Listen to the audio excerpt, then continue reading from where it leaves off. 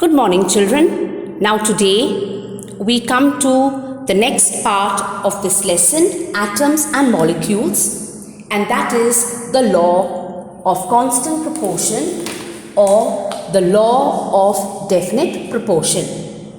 Now this particular law of constant proportion or definite proportion was put forth by Joseph Proust in the year 1957. So in the year 1957, a chemist named Joseph Proust put forth this law of constant proportion or law of definite proportion. Now what does this law state? Now this law states that in a chemical substance,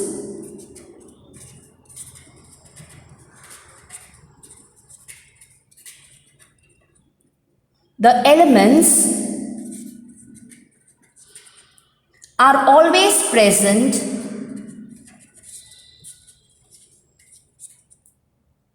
in a definite proportion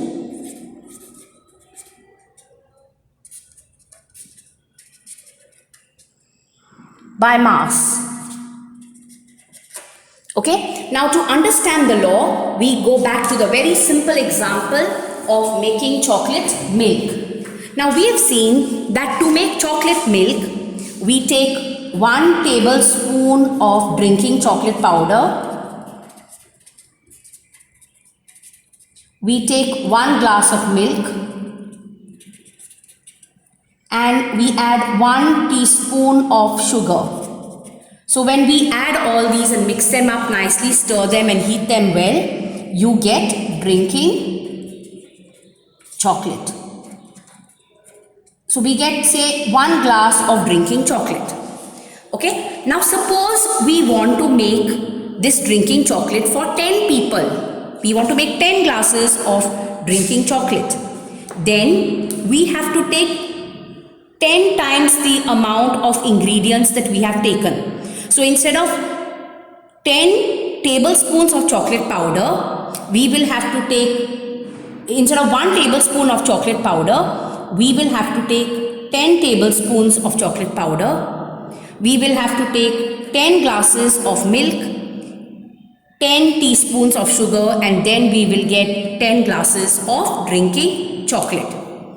Okay. So what we are doing here is when we increase the quantity, we want to increase the quantity, we have to take proportionate amount of the ingredients. Now to understand this particular law, let us take the example of a very simple chemical substance which is water. Okay. Now in water, there are always, in a molecule of water, there are always 2 atoms of hydrogen and there is 1 atom of oxygen. Is that clear? Now whether you collect water from a well, whether you collect water from rain, whether you make water by burning hydrogen gas and oxygen, one molecule of water will always have the same formula, H2O. It will always have 2 atoms of hydrogen and 1 atom of oxygen. And in what proportion are both these? Now just remember that the atomic mass of hydrogen is 1. Hydrogen has atomic mass 1. And oxygen's atomic mass is 16. Okay. So this hydrogen's mass will be 1. The second hydrogen's mass will be 1. So the total mass of hydrogen is 2 in water, in H2O. And in H2O, there is just 1 oxygen atom. And the mass of that oxygen atom is 16. So the total mass of oxygen in water is 16. Now if you divide the mass of hydrogen with the mass of oxygen, you will get 2 upon 16. 2 1s are 2 8s are. So the ratio by mass of hydrogen and oxygen in water will always be 1:8. So whether you collect water from rain or whether you collect water from your tap, whether you make water by burning hydrogen gas and oxygen, one molecule of water will always have the same 2 elements, which are the hydrogen and oxygen. and they will be always in the same proportion by mass. So the proportion by mass of hydrogen and oxygen in water will always be 1:8. Okay, so just remember that always the proportion by mass of hydrogen and oxygen in water will be 1:8. Now let us take another compound, ammonia. Now the formula of ammonia is NH3. Okay. Now in ammonia there is one atom of nitrogen and there are 3 atoms of hydrogen. Now the atomic mass of nitrogen is 14 and the atomic mass of hydrogen is 1. So this hydrogen atom will have a mass of 1.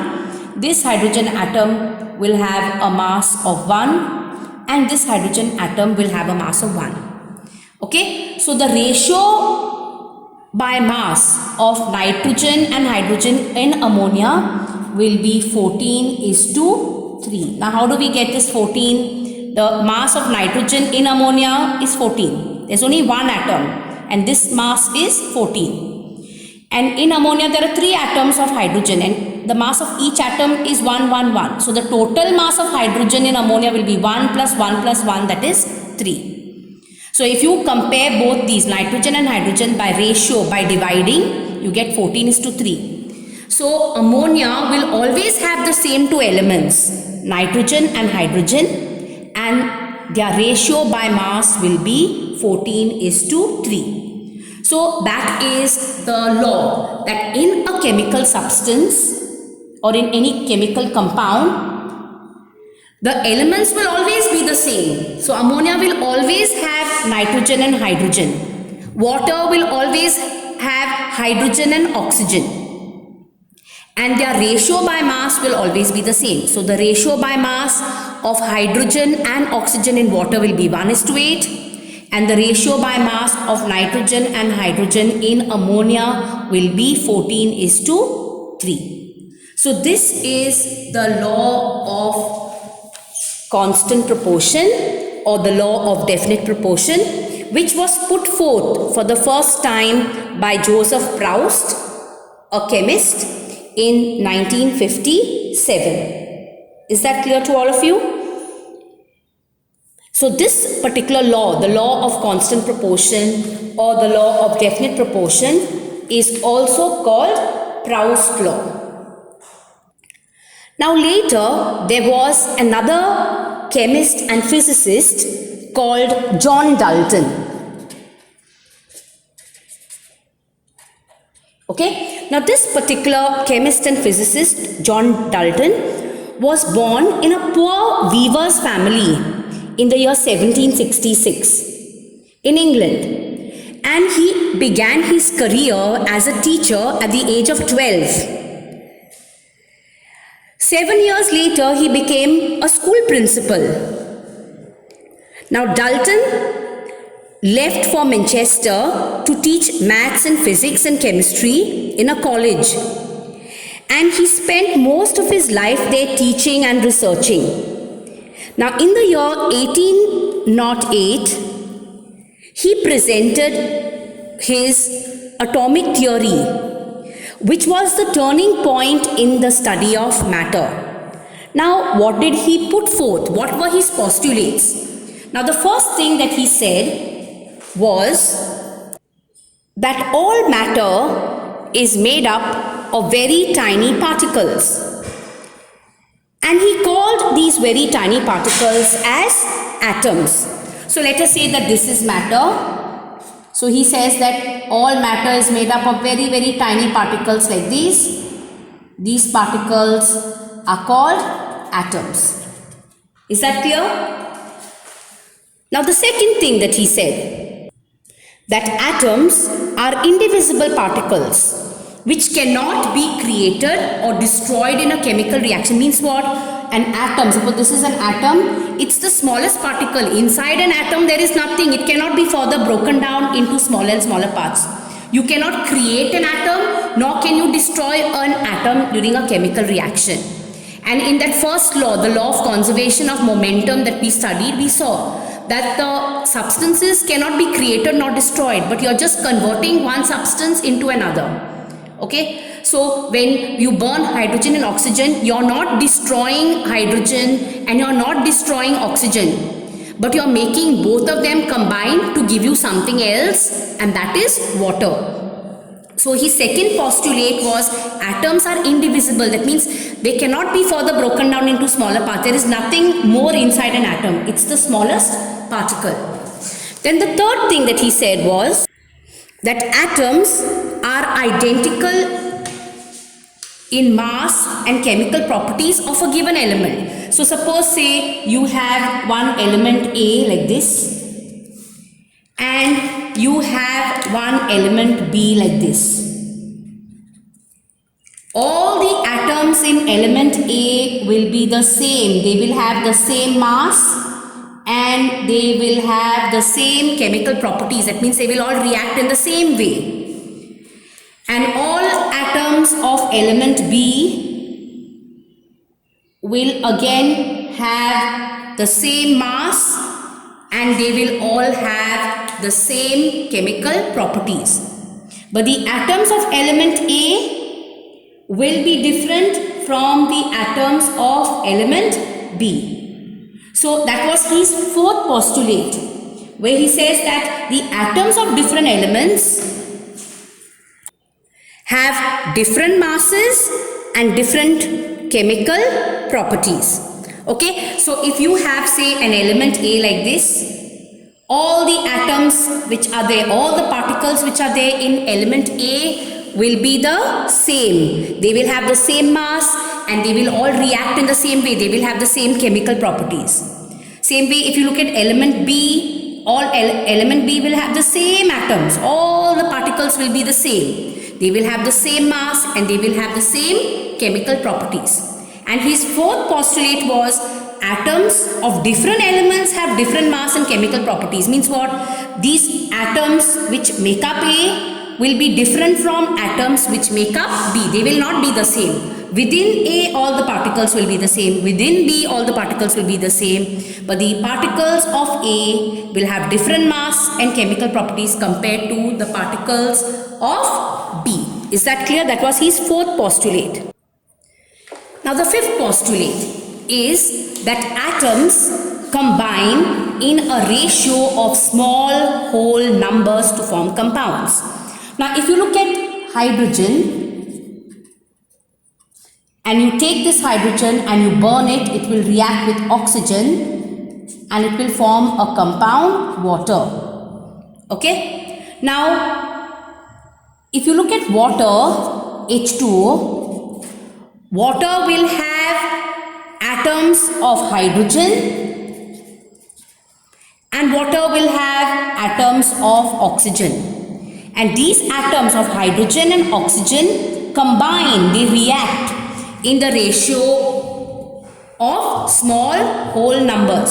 So if you look at 2, here 2 atoms are there of hydrogen and here there is 1 atom of oxygen. So 2 and 1 are whole numbers. Is that clear? Same way if you take ammonia, NH3. Ammonia will have 1 atom of nitrogen and it will have 3 atoms of hydrogen. So this is 1, this is 3. 1 and 3 are whole numbers. Is that clear? Same way if you look at carbon dioxide, CO2. Carbon dioxide has 1 atom of carbon, it has 2 atoms of oxygen. So this is 1, this is 2. So 1 and 2 are small whole numbers. Is that clear to all of you? So remember the fifth postulate, atoms combine in the ratio of small whole numbers and they form a compound. Is that clear to all of you? That's the fifth postulate. And now we come to the last postulate, the sixth one. And the sixth one is the relative number and kinds of atoms are constant in a given compound. So if you look at water, the number of atoms in water of hydrogen are 2 and the number of atoms of oxygen in water is 1. So always this compound water will have the same elements, hydrogen and oxygen. Okay, and there will be 2 atoms of hydrogen and 1 atom of oxygen. Same way, if you look at ammonia, this compound ammonia will always have the same elements, nitrogen and hydrogen, and the number of nitrogen atoms will be 1 in ammonia, and the number of hydrogen atoms in ammonia will be 3. Same way, if you look at carbon dioxide is a compound. The number of atoms of carbon and oxygen will always be the same, and it will have the same thing always in carbon dioxide. Carbon will always be there in carbon dioxide, and oxygen will always be there in carbon dioxide. Is that clear? So remember that according to Dalton, John Dalton, who was a physicist and a chemist, he says that all matter, all things around you are made up of very tiny particles. And these very small tiny particles are called atoms. According to him, atom was the smallest particle. That's the second postulate. It is not divisible. That means you cannot break it further. There's nothing inside an atom. It is indivisible. It cannot be created, nor can you destroy it in a chemical reaction. Like if you burn hydrogen gas and oxygen, you get water. It is not that you are degenerating hydrogen and oxygen. You're not destroying hydrogen and oxygen, but they are both there. They are both combining to give you something different, which is water. So in water, those 2 elements will be there, hydrogen and oxygen. You're not destroying them. You're only changing them from one form to the other form. Then the third one, atoms of a given element are identical in mass and chemical properties. Means if you have 2 elements A and if you have elements B, both the elements are made up of particles. They are made up of these atoms. So in A, all the atoms will be the same. In the element A, all the atoms will be the same, and they will have the same mass. They will behave the same way. They will react the same way. And in B, all the particles, all the atoms will be the same. They will all have the same mass, and they will all have the same chemical properties. That means they'll react in the same way. And then the fourth postulate is that atoms of different elements have different mass and chemical properties. That means the atoms of A and the atoms of B will be different in their mass and their chemical properties. Okay, so within A all the particles will be the same, within B all the particles will be the same, but the particles of A will have different mass from the particles of B. The chemical properties of the particles of A will be different from the chemical properties and the particles of B. Then we come to the fifth one, which is atoms combine in the ratio of small whole numbers to form compounds. So if you look at hydrogen, always it is seen that 2 molecules of hydrogen will react with 1 molecule of oxygen to form 2 molecules of water. So always they will combine in the ratio of small whole numbers. 2 molecules of hydrogen only will combine. 2 is a small whole number with 1 molecule of oxygen. 1 is a small whole number to give you 2 molecules of water. So in 1 molecule of water, there will always be 2 atoms of hydrogen and 1 atom of oxygen. 2 and 1 are small whole numbers. Same way in carbon dioxide, there is CO2. 1 atom of carbon is there and 2 atoms of oxygen. So 1 and 2 are in small whole numbers. Is that clear? And also the last one, which is related to the fifth one, and that is the relative number and kinds of atoms are constant in a given compound. So in carbon dioxide, the atoms will be of carbon and oxygen. Whether you make carbon dioxide by burning carbon in oxygen in air, or whether you breathe out and plants take in that carbon dioxide, that same carbon dioxide will always contain carbon and oxygen. So it doesn't matter how you make carbon dioxide, okay? Whether you breathe out carbon dioxide or whether you burn carbon in oxygen or you burn some fuel and produce carbon dioxide, that carbon dioxide molecule will always have carbon and oxygen. And the ratio of carbon and oxygen will always be fixed by mass. That you learned in the law of constant or definite proportion. So all these laws are all related to each other. So from the beginning, all these philosophers, like the Indian philosophers, the Greek philosophers, tried to find out the nature of matter. They wanted to know how matter is different, what matter is made of. And they put forth certain ideas, but their ideas were not proved. Okay, they did not have any evidence. But later, Anton Lavoisier and Proust put forth the law of conservation of mass and the law of constant proportion, the law of definite proportion, and they were accepted because they had evidence. They conducted different experiments and they were able to prove what they said was correct. And then later John Dalton put forth his atomic theory. And with Dalton it did not stop. They kept on conducting more and more experiments and proved different things with time. Okay, so to understand all these things we need to know about atoms and we need to know about molecules. So in the next part of the lesson we are going to study in detail about atoms and molecules.